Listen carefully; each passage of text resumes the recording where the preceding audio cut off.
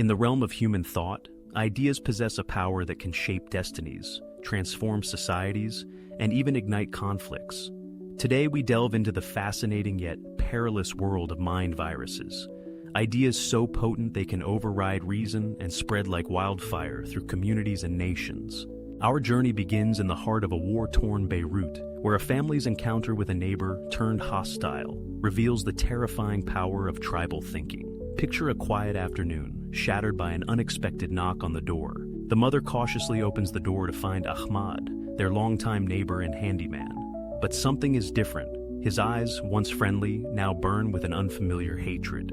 "I'll be back for you," he snarls, his words dripping with malice. In that moment, we witness the horrifying transformation wrought by ideological possession. Ahmad, once a trusted friend, had been consumed by tribal hatred, his humanity erased by the overpowering force of divisive ideas.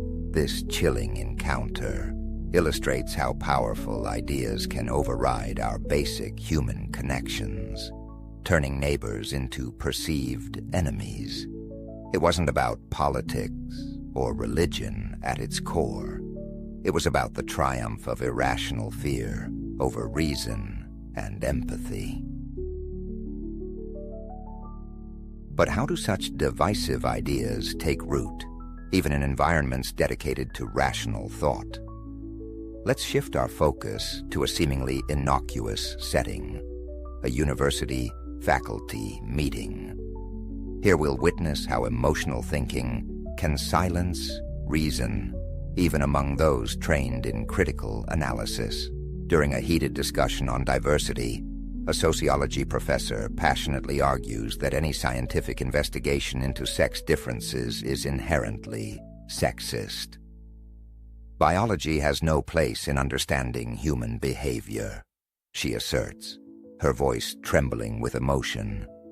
These are nothing but dangerous, oppressive ideas. The room falls silent, save for murmurs of agreement. No one dares to challenge her, despite the clear logical flaws in her argument. This scene exemplifies what the author terms idea pathogens, emotional appeals that override critical thinking, even in academic settings designed to foster rational debate. This biophobia, as the author describes it, represents a dangerous trend in modern discourse. By dismissing biological realities in favor of ideological purity, we create echo chambers where dissenting views are silenced and emotional reasoning reigns supreme. The implications of this intellectual closure are profound. When emotions consistently trump reason, even in our centers of learning, we become vulnerable to the very tribalism and irrationality that fuel societal conflicts. But how do these mind viruses spread beyond academic circles to infect entire societies? To understand this, let's examine a recent phenomenon that shocked many observers: the widespread emotional reactions to the 2016 U.S. presidential election. In the aftermath of the election, campuses erupted in protests. Students were seen weeping in designated safe spaces, and therapists were brought in to help them cope.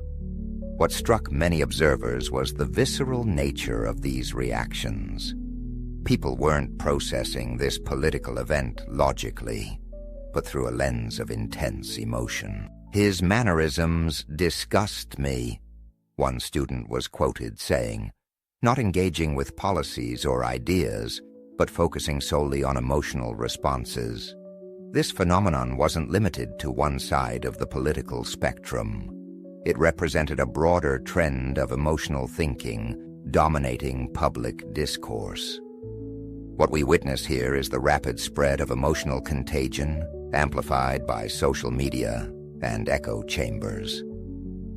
Ideas and feelings, divorced from facts and reason, propagate at lightning speed, creating a form of mass hysteria that can polarize entire nations. This phenomenon brings us full circle to our initial stories. From the tribal conflicts in Lebanon to the silencing of debate in universities, we see how unchecked emotional thinking can escalate, creating divides that threaten the very fabric of society. So how do we combat these mind viruses? The key lies in fostering critical thinking and emotional intelligence. By learning to question our own biases, seek out diverse perspectives, and engage in respectful, fact-based dialogue, we can build resilience against the spread of dangerous ideas.